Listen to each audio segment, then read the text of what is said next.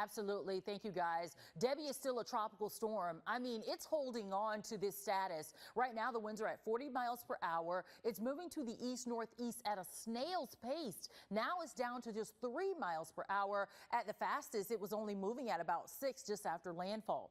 The tropical storm is expected to move offshore. That's back onto the open waters, slide right along that coastline, and then re-emerge, move back onshore for a second landfall in South Carolina.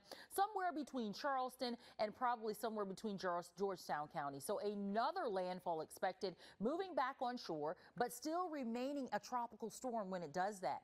Expected to live to the north, and then it will be moving away. That won't be until Thursday. So between now and then, we are going to have to continuously deal with the same type of weather that's in place now, and at times it may get worse than it is right now. Let's take a look at the first alert radar. We have all beams going, showing you what's going on.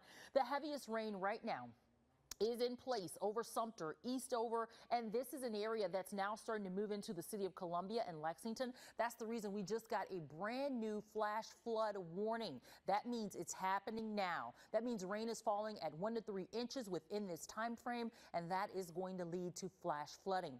That will stay in place until 6:45 for us right over Columbia and Lexington. Yes, that does include areas near Pillion and the northern reaches of Calhoun County as well. That's the one until 6:45.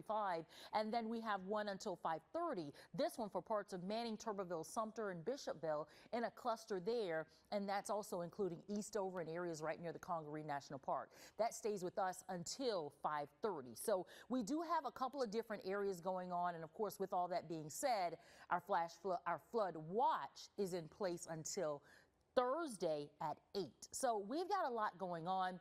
Debby continues to move at a snail's pace. Because it's moving so slow, flooding is our #1 concern. But once we get all that rain on the ground, we're then concerned about those winds blowing that could topple trees that have been sitting in that standing water. So as we look at where the winds are now, we're looking at winds of 22 miles per hour in Sumter, 24 in St. Matthews, 19 in Columbia, 17 in Lexington. And then the gusts are, of course, a little bit higher. And so those gusts are up to about 25 miles per hour now in Lexington, 21 St. Matthews, and 26 in and around Sumter. So, of course, there's